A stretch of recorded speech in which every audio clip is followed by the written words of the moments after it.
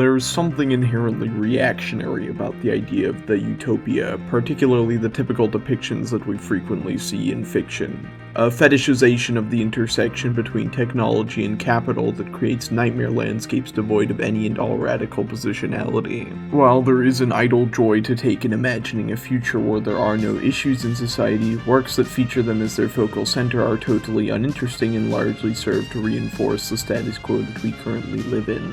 Why should I bring myself to care about something that doesn't seek to challenge me in any way?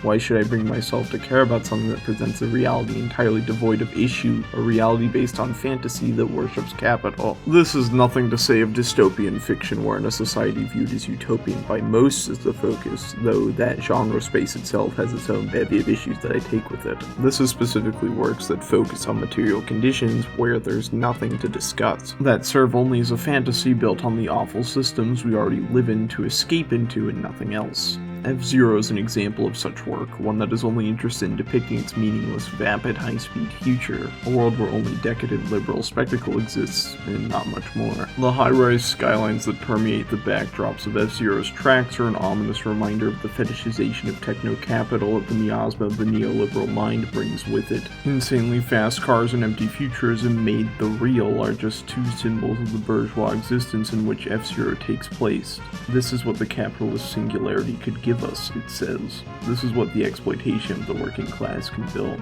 The spectacle of a lifetime, but with no substance behind it. People racing exploding cars solely for the amusement of those watching, those observers holding no stake in their death. F-Zero is an imagining of a future where abstract and fantastical technology has solved every problem, an idea that the machine of capital champions. Any massive sociological or environmental issue is often met with a response of the free market being able to fix it through its incentivization of genius inventors with no real actual plan put in place. It's a hand-wave answer that the neoliberal hegemony desperately wishes could be true, that there needs to be no meaningful change.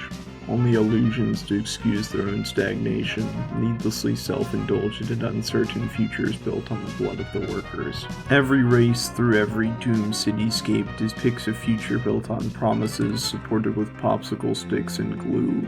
There is no security here, no actual planning. Only hope for some kind of technological miracle to arrive and save us from the daily violences of existence. After all, why should anyone try making a change in any meaningful way?